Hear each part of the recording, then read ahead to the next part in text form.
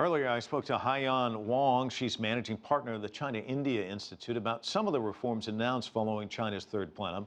I began by asking for her reaction to the establishment of the State Security Committee. I think so. I think it is a very important strategic move. Fundamentally, it fulfills the mission of safeguarding China's national security by improving both the system and the strategy. Because I think that China in the coming decade is walking into deep, uncharted water. And as you walk through uncharted deep water, I think intelligent, strategic design of policies at the highest level and coordinated, effective, efficient execution is critical.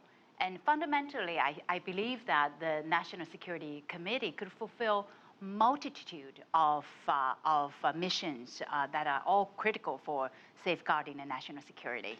You know, what's interesting here in the United States, we have something called the National Security Council. Yes. That was established in 1947. Yes. How does this differ, and what has been the process with the United States and the NSC?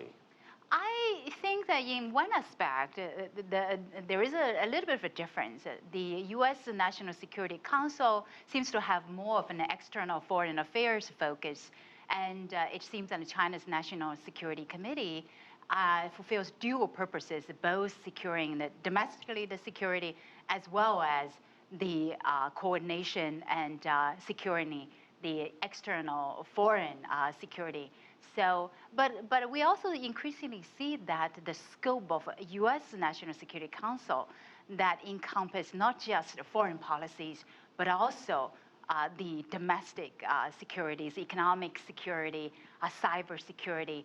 So long-term wise, I think that you will see these two committees or councils move perhaps towards the same direction. As you kind of look and sift through everything, what are the headlines that jump out following the CPC to you personally?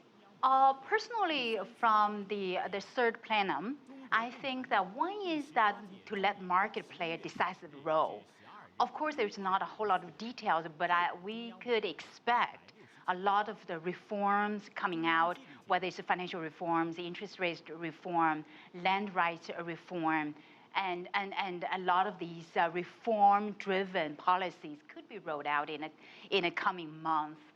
You know, the economy, it touches all of us. Sure. And yet when people dig through a lot of this stuff, they look at the personal. And so the one-child policy, of course, is of interest too. Yeah. Your thoughts on that? To loosen up that one-child policy, I think it's a very smart move.